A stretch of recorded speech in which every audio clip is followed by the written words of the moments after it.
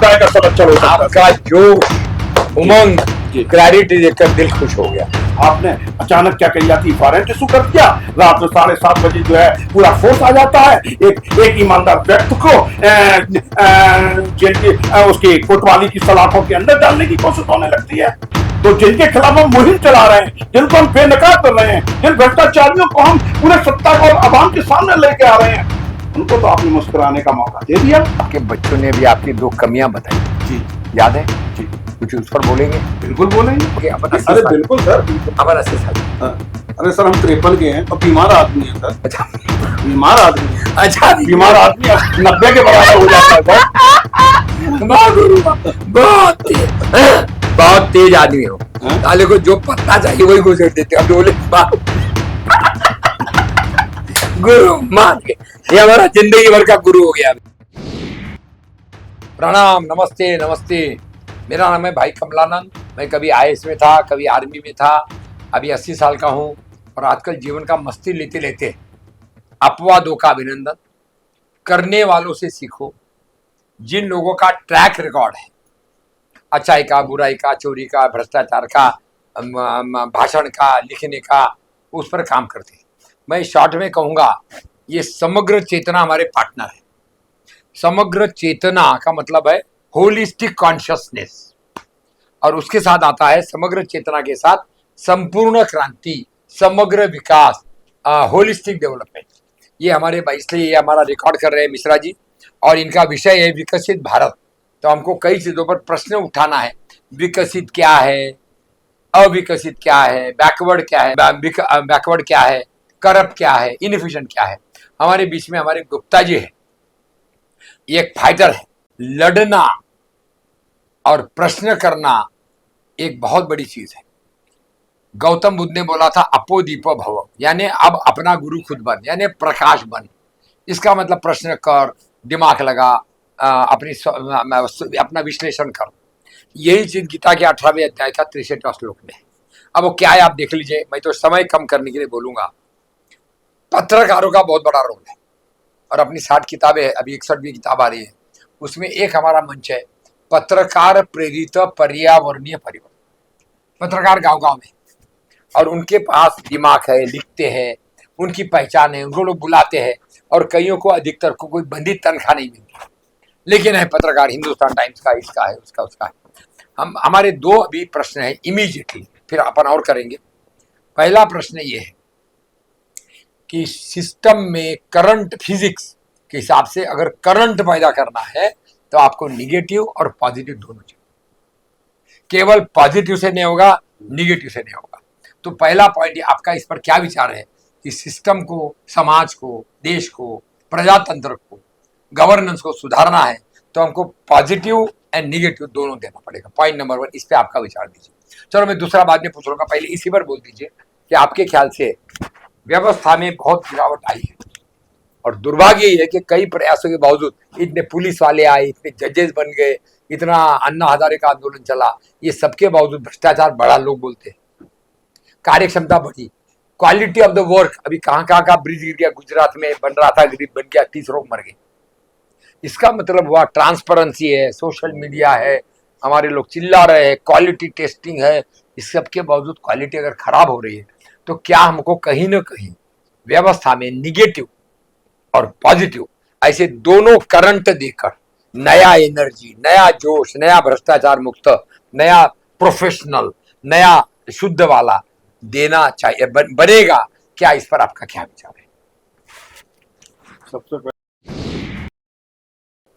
कि हमारे जैसे फकीर के घर पे आपका आना हुआ है, क्योंकि लखनऊ की संपूर्ण व्यवस्था, जहाँ पे राजनीतिक गलियारे भी हैं, जहाँ पे हर तरीके का गलियारा है, वहाँ पे हमारे जैसे व्यक्ति को अछूत बना दिया गया है।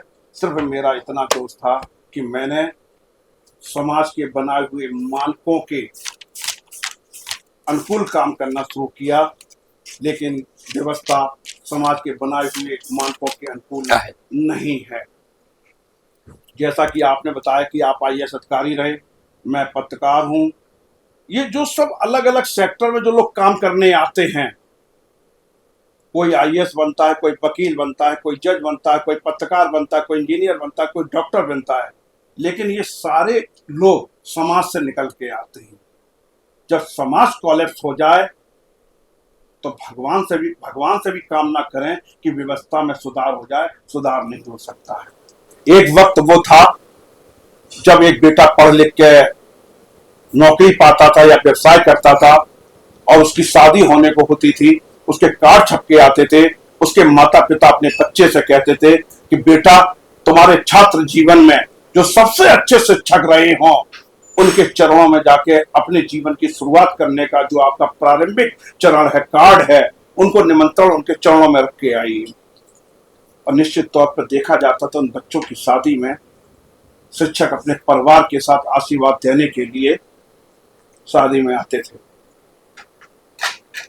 90 के बाद से जिस तरीके से क्षेत्रीय दलों का वर्चस्व बढ़ा, क्षेत्रीय दल ऐसे जो दूसरों की बैसाखियों पे जिन्होंने सरकार बनाई, उन्होंने सरकारी खजाने के जिस तरीके से लूट का तांडव मचाया, भ्रष्टाचार 89 के बाद से 2006 तक आते आते अपने चरमोत्कर्ष शीर्ष पर जाकर तांडव कर रहा है।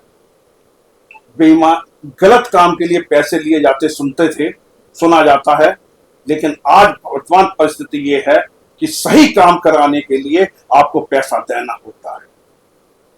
आज स्थिति है किसी बच्चे की जब शादी होती है तो उसका माता पिता ये कहता है कि जाओ विधायक जी को कार्ड दे के आओ, चाहे विधायक जी 4 हत्याओं में वांछित रहे हो, सजा याफ्ता हो, उन लोगों को बुला के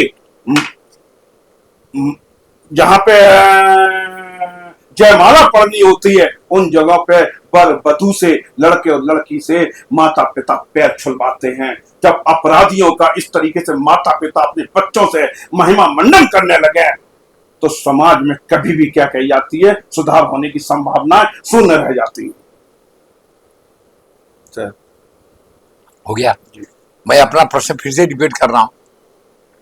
किसी भी चीज में अगर करंट पैदा करना तो अपने को निगेटिव और पॉजिटिव दोनों चाहिए। फिजिक्स का लॉ है, मेरा नहीं है, और वो लॉ हर करंट पैदा करने की चीज में लगेगा, चाहे वो समाज हो, राजनीति हो, परिवार हो, बिजली पैदा करना हो। उस पर आपका थोड़ा मत दे दीजिए। मेरा कहने का मतलब है माता पिता को सबसे पहले बचपन से ही अपने बच्चों को गलत बात का विरोध करना सिखाना चाहिए। अगर बच्चा स्कूल में, घर में, ऑफिस में, समाज में, सिस्टम में जब गलत का विरोध करना शुरू कर देगा तो निश्चित तौर पे वहां पे सकारात्मक दृष्टिकोण अपने आप स्थापित होंगे। बहुत बढ़िया, आपने बहुत अच्छा बोला। अभी आज समाज में अपन देख रहे हैं अधिकतर लोग ये नहीं हो रहा, ये नहीं हो रहा, ये नहीं हो रहा, गंगा नहीं साफ हो रही, पानी नहीं हो रहा, पेड़ नहीं लगा, गर्मी बढ़ रही, भ्रष्टाचार बहुत बढ़ गया और सब चोर चोर चोर है, ऐसा एक चलता रहता है। तो क्या व्यवस्था में अपन अगर अपवादियों का अभिनंदन करें, कोई अच्छे मास्टर है, अच्छे परिवार है, मैंने ऐसे परिवार देखे जहाँ 100 लोग एक साथ में खाना खाते, जैन परिवार है, तो ये जो अपवाद है तो क्या इनका अगर अभिनंदन किया जाए अपवादियों का तो क्या कुछ मानसिकता में निगेटिव पॉजिटिव दोनों थोड़ा बढ़ पाएगा? दरअसल क्या पिछले 89 के बाद से जिस तरीके से सरकारी खजाने के लूट में उन भूखे नंगे लोगों को शामिल कर लिया गया जिनको 2 टाइम की रोटी नहीं प्राप्त थी, और आगे चल के वही लोग 40-40 लाख की जब गाड़ियों पर चलने लगे तो निश्चित तौर पे ईमानदार व्यक्ति हाशिए पर आ गए और ऐसे लोगों को समाज ने नकारना शुरू कर दिया। एक तरफ फॉर्च्यूनर गाड़ी से उतरता हुआ एक अपराधी भ्रष्टाचारी जिसने करोड़ों रुपए बेईमानी से कमाए हैं उसका सम्मान होता है, और वहीं दूसरी तरफ एक पत्रकार जब हवाई चप्पल पहन के जाता है उसका तिरस्कार होता है, तो निश्चित तौर पे कहीं ना कहीं मनोबल टूटता है, मनोबल में गिरावट आती है। और ऐसे ईमानदार लोगों को जब नई पीढ़ी आती है उनको देखता है कि अनूप गुप्ता का ये हादसा हो रहा है तो मैं क्यों उस रास्ते पे जाऊं, मैं क्यों नहीं हर्षद मेहता के रास्ते पे जाऊं, और यहीं से अलग अलग रास्ते चुने जाने लगते हैं। मैं फिर से आपको थोड़ा ला रहा हूं क्योंकि अपन अभी 81 साल के हो रहे हैं जी, अपनी 60 किताबें हैं और अपन ने यूनाइटेड नेशंस, ILO इसमें भी थोड़ा बहुत काम किया है, थोड़ा ग्लोबल में घूमते रहते हैं। और जब तलाश करने निकलता है आशा की किरणें। अभी मैंने बच्चों से कुछ सवाल किए, उन्होंने उनकी सोच, उनका अनुभव, इनका उसने वो वकील बनना चाहता है, तो मैंने कहा बेटा अन्याय वकील बनकर ही नहीं लड़ा जाएगा, क्योंकि अन्याय एक मानसिकता, अन्याय का विरोध करना एक मानसिकता। क्या हम यहाँ गलत है, गंदा गंदा रोड पर गिरा हुआ है, गाय कट रही है, गोबर का हट रहा है, गंदगी है, क्या हम उस पर भी अन्याय अभी से शुरू कर सकते हैं? तो मैं वकील होने पर अन्याय पर लड़ूंगा। हो सकता है जज साहब बोले भाई अन्याय बहुत हो रहा है इधर, तू जरा अपना धंधा देख वकील। नहीं सर, ऐसा नहीं है। अगर आप ईमानदार हैं, हम हैं, हमारे यहाँ हाईकोर्ट की जज के तो मेरे जब मुकदमे जाते हैं बेईमान जज फाइल खसका देता है, मैं इसकी याचिका नहीं सुनूंगा। और अच्छे सुनते हैं। अरे वो सुनने की मादा ही नहीं रखते हैं। कोई तो होंगे। हाँ, जो अच्छे हैं वो सुनते हैं, वो मुझे न्याय देते हैं। अभी हमारे खिलाफ क्या कही जाती है, पूरा पुलिस फोर्स भेज दिया गया, मेरी गिरफ्तारी की बात हो गई एक पुराने मुकदमे में। अरे भाई हम नहीं जा पाए, NPW हुआ है, तो आप मुझे मौका दीजिए। क्यों नहीं आपके नोटिस हमारे यहाँ तक सर्व कर रहे हैं? न्यायपालिका को इस बात पर जानकारी देनी चाहिए। आखिर क्यों नहीं क्या कही जाती है, एक व्यक्ति के ऊपर ये जा रहे हैं, उसका बुक क्यों नहीं आपकी अदालत में आ रहा है? पूछे जाने का मौका दिया जाना चाहिए था। आपने अचानक क्या कही जाती है, वारंट इशू कर दिया। रात में 7:30 बजे जो है पूरा फोर्स आ जाता है, एक ईमानदार व्यक्ति को जेल की उसकी कोतवाली की सलाखों के अंदर डालने की कोशिश होने लगती है। तो जिनके खिलाफ हम मुहिम चला रहे हैं, जिनको हम बेनकाब कर रहे हैं, जिन भ्रष्टाचारियों को हम पूरे सत्ता और आवाम के सामने लेके आ रहे हैं, उनको तो आपने मुस्कुराने का मौका दे दिया।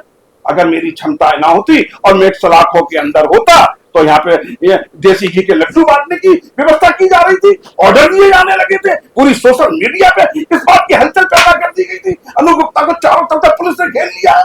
क्या तमाशा है भाई? ये सिर्फ कारण ये हुआ है कि भ्रष्टाचारी बेईमानियों ने यहां तक लूट की है, यहां तक सरकारी खजाने में डाका डाला है कि वो पैसे का आभा मंडल बना बैठे हैं।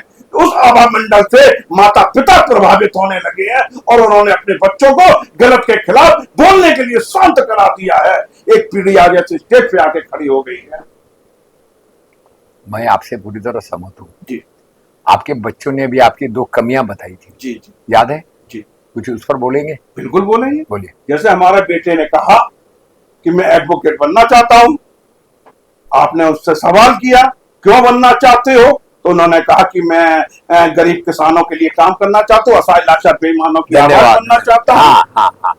तो मैं उस बच्चे, चूंकि अभी वो उस तरीके से परिपक्व नहीं हुआ है, हाई स्कूल का छात्र है, बहुत बढ़िया। मैं सिर्फ उसके दिए हुए जवाब पे एक उत्तर देना चाहता हूं कि भारत में संविधान में 99% शक्ति न्यायपालिका में समाहित कर रखी है। हमें चाहे वो मंत्री हो, चाहे नेता हो, चाहे सरकार हो, किसी को भी अल्टीमेट अगर लाभांश लेना है, न्याय पाना है, तो वो न्यायपालिका में जाता है। अगर सरकार अड़ जाए, सेंट्रल गवर्नमेंट अड़ जाए, तो कैबिनेट लाके सुप्रीम कोर्ट के निर्णय तक को बदलने की स्थिति में रहती है। लेकिन ये अपवाद की श्रेणी में होता है। 99% मामले में आपको न्यायालय जाना ही होगा, जाना ही होगा, जाना ही होगा। बच्चे ने एक और बोला था जी, वो भूल गए शायद आप। उसने बच्चे ने कहा कि मेरे पापा को खाने का शौक और तो मैं पापा मेरी बात नहीं मानते और पापा को गुस्सा आता है। हाँ, इस पर क्या कहेंगे? इस पर मैं सिर्फ इतनी बात कहूंगा, मैं भी उस बच्चे की तरह साधारण बच्चा हुआ करता था। मैं भी आज भी एक तरीके से साधारण युवा हूं, लेकिन जब मैं अपनी आंखों के सामने भूख से तड़पते हुए बच्चे की पेट की आग बुझाने की कोशिश करता हूं, तो ये भ्रष्ट तंत्र, ये भ्रष्ट व्यवस्था, ये भ्रष्ट सत्ता हमारा ही दमन करने को उतारू हो जाती है। तब उस सड़ी गली व्यवस्था के खिलाफ अनु गुप्ता बगावत करता है और बगावत करता रहेगा जब तक मैं जिंदा हूं। एज ए पत्रकार की हैसियत से जो भी मैंने क्षमताएं प्राप्त की हैं, उसमें मैंने संकल्प लिया है मैं अपने जीवन में 100 गरीब बेटियों की शादी कराऊंगा, प्रतिकूल परिस्थितियों में जिन्होंने शिक्षा ग्रहण की है। लेकिन उनके यहाँ, हमारे यहाँ समाज की ऐसी कोती जो दहेज है, उनके माता पिता देने की स्थिति में नहीं है। मैं उन बच्चियों की शादी कराने की मैं अपनी भूमिका अदा करूंगा। नंबर दूसरी चीज, ऐसे लोग जो परिवार के केंद्रबिंद हैं, अचानक बीमार पड़ जाते हैं, गंभीर बीमारियों से ग्रस्त हो जाते हैं, तो तो उन हम सबके लिए तो नहीं कर सकते, लेकिन जो मेरे संपर्क में आता है उनके लिए मेरी कोशिश मेडिकल कॉलेज से लेके पीजीआई तक होती है। मुख्यमंत्री कोष से पैसा करा के लेके आते हैं, उनका इलाज कराते हैं, खड़े होकर इलाज कराते हैं। कहीं भी भ्रष्ट व्यवस्था को मैं बीच में नहीं आने देता हूँ। बहुत बढ़िया, बहुत बढ़िया। अभी अपने पास में शायद 10 मिनट रह गए ना, तो हाँ 15 मिनट। यार मजा आ गया, आपका जोश, आपका जोश तो सर 53 पे देख रहे हैं, अगर ये जोश 30 पे देखा होता तो आपको 11,000 वोल्ट की करंट दिखाई हो रही थी और आप मुझे टैग दे के जाते। जिस लड़के का मैं इंटरव्यू ले रहा हूं ये अति ज्वलनशील पदार्थ है, कोई भी भ्रष्टाचारी इसके निकट आएगा जल के राख हो जाएगा। अभी कितना परसेंटेज है? अरे वही जोश है, वही चीज है, लेकिन बीमारी कहीं ना कहीं प्रभावित करती है शरीर को। तो बीमारी का ध्यान देना चाहिए। नहीं, हम दे रहे हैं। जो भी मुझे जो भी बीमारी है उससे संबंधित राष्ट्रीय स्तर पर जितनी मेडिसिन हैं जो भी हैं वह मैं उनका लगातार पिछले 20 साल से प्रयोग कर रहा हूं। आपका गाय पर कुछ विचार है? देशी गाय पर? जिस तरह भारत हमारे लिए सर्वोपरि है उसी तरह गाय हमारे लिए सर्वोपरि है। क्या आपकी शक्ति जी, आपकी एनर्जी, आपका डायनामिज्म, आपका ये फाइटिंग क्या बोलते हैं उसको, स्पिरिट, जो आपने बोला कि 30 साल में कोई कम नहीं हुआ है, क्या कुछ गाय के प्रति अन्याय अगर हो रहा हो तो क्या उसमें कुछ सहयोग मिल सकता है? हर क्षेत्र में अलग अलग लोग काम कर रहे हैं। गाय को बचाने के लिए राष्ट्रीय स्तर से लेकर राज्य स्तर से लेकर जिले स्तर पर बहुत संस्थाएं काम कर रही हैं।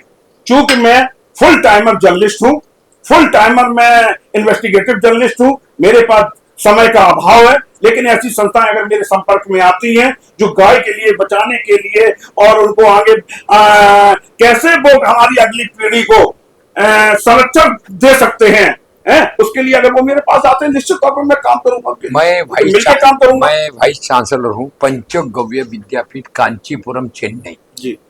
अभी 10 साल 8 साल से मैं गाय का जो काम कर रहे हैं, मैं आपको कार्ड दूंगा। अभी पंचगव्य विद्यापीठ राजीव दीक्षित के अधूरे सपनों पर निरंजन वर्मा जी ने शुरू किया और हम सरकार से कोई पैसा नहीं देते। हमारे यहाँ 40 केंद्र हैं जो देशी गायों को लेकर स्वास्थ्य, शास्त्र, शस्त्र, समृद्धि और रोजगार इस पर काम कर रहे हैं। सब अच्छा काम कर रहे हैं। देशी गाय मेरी 40 किताबें, 60 किताबें, उसमें अभी 3-4 किताबें हैं वह मार्केटिंग द अनमार्केट, जड़ी बूटियां हैं, दम है, शतावरी है, अच्छाई है, जवानी है, ये है, आंवला है। तो हमारा एक पर्पज ये है कि गाय के बारे में जो इमोशन है या दान है या दारू का पैसा है, दारू का पैसा वो बहुत बड़ा अन्याय किया। और उत्तराखंड में, उत्तर प्रदेश में मुख्यमंत्री ने मुझे 2 बार बोला जब मैं मिला। पहली बार मिला था श्याम गुप्ता, जिनको मैं बोलता हूँ वामन अवतार, और दूसरा मिला था एक गुप्ता है लखीमपुर के। दोनों बार मुख्यमंत्री ने बोला कि गाय के साथ न्याय। मैंने कहा सर इतना पैसा आप दिलवा रहे, दारू वालों से दिलवा रहे, तो फिर मैंने बोला आखिर में कि सर मुझे लगता है कि जब तक हम असरकारी, असरकारी, मार्केटिंग ओरिएंटेड गौमूत्र की कीमत, गोबर की कीमत, फिनाइल की कीमत, पेट्रोल की कीमत, गैस की कीमत, गाय की कीमत नहीं बढ़ाएंगे, मांस के लिए गाय करते हैं। ठीक है, क्या विचार है आपका? सर मैं एक ही बात कहूंगा, जो जिस क्षेत्र में काम कर रहा है, चाहे गाय संरक्षण के लिए काम कर रहा हो, चाहे राष्ट्र के संरक्षण के लिए काम कर रहा हो, चाहे राष्ट्र विरोधी गतिविधियों के दमन के लिए काम कर रहा हो, चाहे पत्रकारिता, जब तक आपके हृदय में, आपके सीने में जलती हुई ज्वाला नहीं जलेगी, धधकती आग नहीं जलेगी, आंखों में पागलपन नहीं होगा, आंखों में जुनून नहीं होगा, तो आप किसी भी क्षेत्र में काम करते रहिए, आप उसके साथ न्याय नहीं। आप तो भ्रष्टाचार के क्षेत्र में काम कर रहे हैं ना जी। क्या गाय के बचाने के क्षेत्र में भ्रष्टाचार है?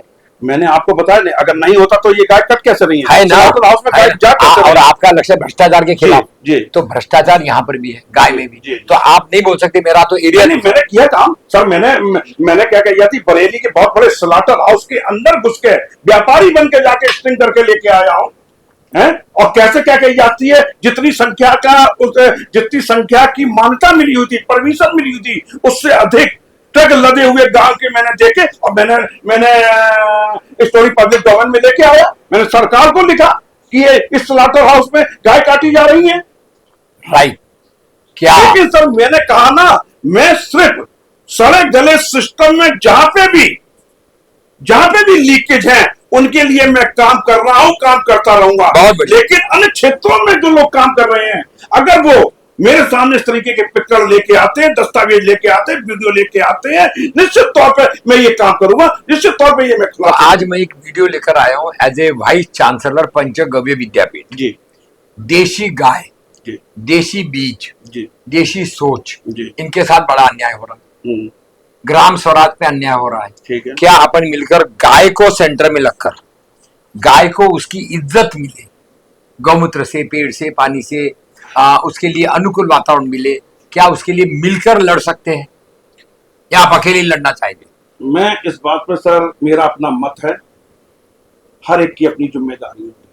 अगर ईमानदारी से जिम्मेदारियां निभा दे, सरकार ही अपनी जिम्मेदारी ईमानदारी से निभा दे, किसी बाहरी व्यक्ति की आवश्यकता नहीं पड़े। नहीं, अब तो नहीं कर रहे ना, इसलिए तो तैयारी है।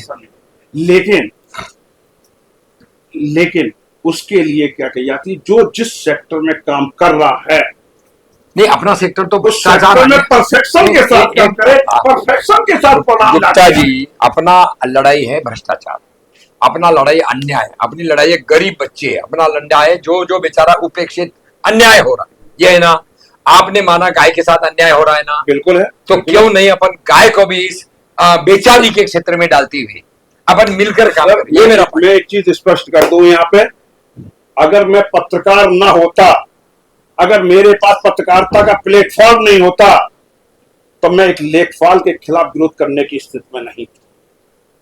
आज मैं, चूंकि पत्रकारिता का प्लेटफॉर्म है मेरे पास, मैं सीनियर जर्नलिस्ट हो गया हूं, तो मैं सरकार के भ्रष्टाचारी मंत्री और नौकरशाहों की आंखों में आकर डाल के बात कर रहा हूं। इसलिए सरकार की सबसे बड़ी जिम्मेदारी बनती है, सरकार को आगाह किया जाना चाहिए, सरकार को जानकारी दी जानी चाहिए कि भैया ये गोकसी हो रही है, यहाँ पे आपके सिस्टम को हाथ डालना होगा, तब गाय का संरक्षण हो सकता है, तब गाय का संरक्षण हो सकता है। आपका जोश, उमंग, क्लैरिटी देखकर दिल खुश हो गया। अगला पॉइंट, गाय भी बेचारी में है ना सर, किसके वजह से? हमने 150 करोड़ की आबादी, अगर महीने में 1 रुपए भी गाय के संरक्षण के लिए दे दे, तो 150 करोड़ रुपए हमारे पास मौजूद होंगे। जरा बंद करो। ये तो पूरे देश के अंदर क्या कहिए, गांव के संरक्षण के लिए सेंटर बना। गुरुदेव, आपको मैंने गुरु मान लिया अपना। वाह वाह वाह वाह, मजा आ गया। लेकिन आप बात कर रहे उपाय क्या किया जाए? हम उपाय की बात कहते हैं, मैं वो बात लेने मैं आया हूँ, आप आए नहीं सर, हम उसका उपाय बाद में, उत्तर हम वही दे रहे हैं, उत्तर बाद में देखेंगे। पहले गाय बेचारी है या नहीं देशी गाय? नहीं, गाय क्यों बेचारी है? जो जिस गाय ने हमको क्या कही जाती है 14 साल 15 साल तक दूध पिलाया है, वो माँ बेचारी कैसे हो सकती है? एक माँ जिसने हमको सृष्टि दिखाई, जहां पर जन्म लेके आई है, और 80 साल की उम्र में वो माँ मेरी बेचारी हो जाएगी। उत्तर प्रदेश में गाय कट रही थी। गाय कट रही है, क्यों कट रही है? नकारा सिस्टम की वजह से कट रही है। आएंगे ना गुरु, सिस्टम का ही तो रोना है जी।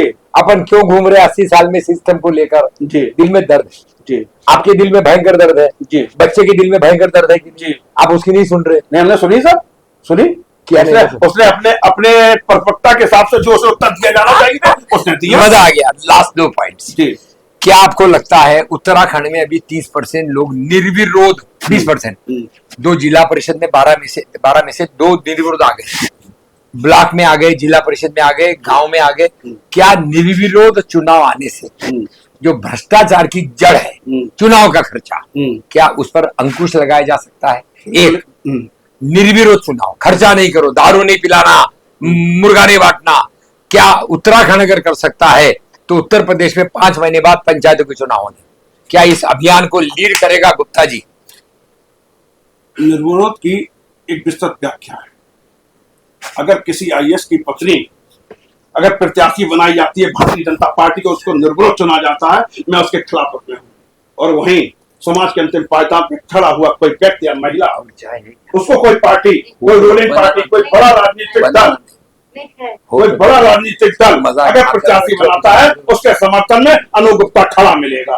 कोई मंत्री की बेटी, कोई मंत्री की पत्नी, कोई मंत्री की बहू, कोई राजनेता का बेटा अगर निर्विरोध चुन के आता है, मैं उसकी खिलाफत करूंगा, उसके मैं विरोध में खड़ा। अपन निर्विरोध की गहराई में जाएंगे, क्योंकि मुझे लोगों ने बोला ठाकुर साहब आप बड़े सरल है, बंधु है, बोले आप तो नहीं लग रहा। उसने ना मेरी अंतड़ियां से आप उत्तर निकलवा ले रहे हैं, आपको थोड़ी बात कहां से मान लूं आपको? अरे भाई उसने बोला, मेरे जैसा जर्नलिस्ट जो 26 साल खपा पिटा है उस व्यवस्था में, उससे आप उत्तर निकलवा ले रहे हैं।